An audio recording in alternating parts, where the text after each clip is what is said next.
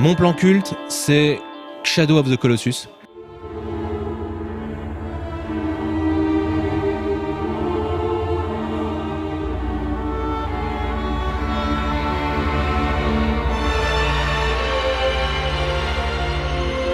Il y a beaucoup de jeux que j'aime bien, c'est assez difficile de choisir, mais pour moi Shadow of the Colossus, il a quelque chose d'exceptionnel dans le sens où il traite, comme d'autres jeux, il traite de quelque chose qui nous paraît souvent impossible. Non seulement des fois techniquement parce que c'est quand même une belle prouesse sur PS2 d'avoir des colosses titanesques, et le fait de grimper dessus, et il y a un lien assez fort avec ce personnage, avec le courage du personnage, avec le courage de son cheval qui est un personnage à part entière, qui a une vraie personnalité et qui est le cheval quand même. J'admire ce cheval, il est très très fort. Et il y a un vrai travail d'élégance. Donc on sait tous que il est dans la veine d'Ico. Ico a peut-être un côté plus élégant qui moi me parle. Shadow,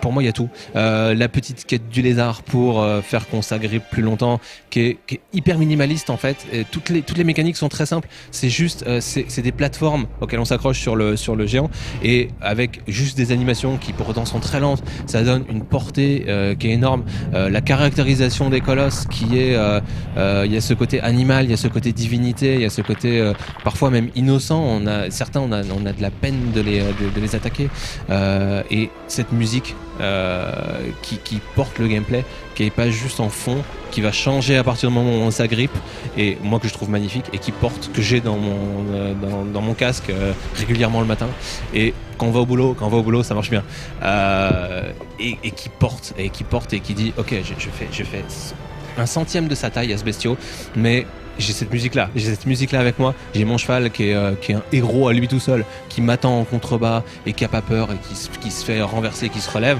et je peux le faire.